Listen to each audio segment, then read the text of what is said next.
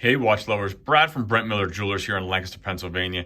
And today I have for us the showdown of the GMT. Somebody asked me to compare these two models a couple weeks ago and I'm finally getting to it. On my left we have the Tudor Black Bay GMT and on my right we have the Seiko SBGM245. Obviously a lot of similarities and a lot of differences. I'm not going to go over all of them, but just looking at these right off the bat, the Black Bay GMT is a little bit larger and in my opinion is going to wear a little bit larger. 41 millimeter case next to the 40 millimeter Seiko case. Seiko lists it at 40.5. I measured it directly across the 3 from the 6 of the widest part of the cases at exactly 40. The Tudor I did measure above the crown diagonally, a little bit above the 3 to below the 9 at 41. So again, just slightly larger. If you look, I think it does look a little larger, a little bit wider on bezel there. As far as case thickness, nearly identical. 14.5 on the Tudor, 14.4 on that high polished Zaratsu side case there. So about 14.5 for both of these. Lug to lug, again, similar. The Tudor was 50 millimeters lug to lug, while the Seiko was 48.5, so about 1.5 millimeters smaller in the lug to lug.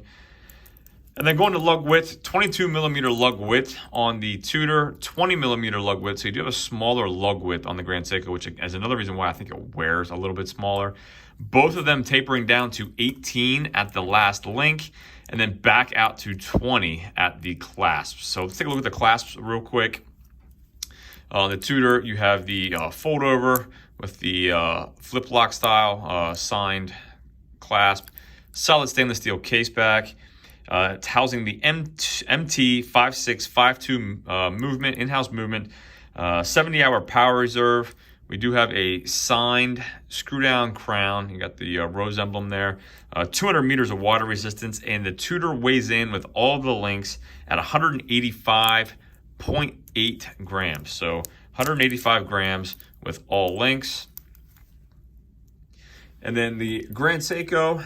I don't know. One thing I should mention too is the micro adjustment is on the in the clasp area. You have pinholes, but you have holes there. You can spring bar. You can move that. So you have 3 positions for the micro adjustments on the Tudor. On the Seiko, again, we have our traditional Seiko style clasp, just a fold over, push button deployment. We do have a solid stainless steel case back on this movement with the fantastic Seiko logo emblem there in the middle. Housing the 9S66 automatic movement on this, 72 hours of power reserve, so a nearly identical power reserve on both of these. On this, you have a signed screw-down crown, 200 meters of water resistance, so again, 200 meters on both of them. And this was full lengths, weighed in 178.4 grams, so just shy of the 185, so it does feel a little lighter, not a whole lot. So overall, spec-wise, pretty close on everything. Pricing on these, $4,175 on the Tudor, $5,700 on the Seiko. Both have date windows with white date wheels. You know, both red GMT hands. You have a flat matte black dial here with the Pepsi bezel, where you have more of a call it, it's not quite a sunburst, but it definitely is more a little bit reflective there. Blue dial on the Seiko.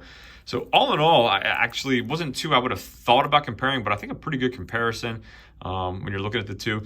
You do get a little bit more functionality with the Tudor having the rotating bezel. If you wanted to use this as a third time zone, you could. You'd have your hour and minute hand for your first time zone, use your GMT as your second time zone, and if you wanted to use the bezel and line the bezel up third, you technically could have a third time zone. So you do have a little bit more functionality on the Tudor compared to a fixed bezel here on the Seiko. But all in all, I think both are great options. Let me throw them both on wrist. That's probably what a lot of people want to see. Again, I have a 6 3/4 inch wrist.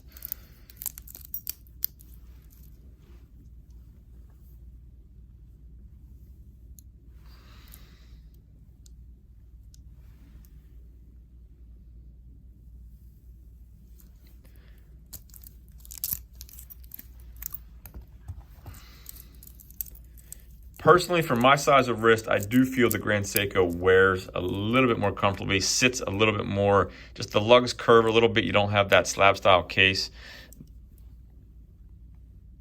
48 is typically kind of my max on the lug, and that Tudor does come in at 50, so it's just a little long for my personal liking. But again, if you like it and it fits in your wrist, obviously not all wrists are going to be shaped exactly the same. Always like to tell people, wear what puts a smile on your face. So I'll give these both a quick shot of my ring light here.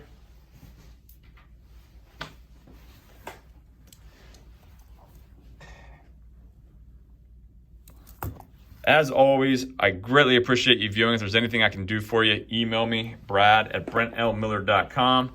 So here on my left, the Tudor Black Bay GMT, and on my right, the Grand Seiko SBGM245. You can obviously tell which one's got more lume. Being part of the Black Bay family is no surprise. So, as always, again, really appreciate you viewing. Let me know out of these two, which one do you prefer? Do you like having the rotating bezel on your GMT? Or do you like the look and the slightly smaller profile and case of the Grand Seiko? Let me know in the comments which one you take.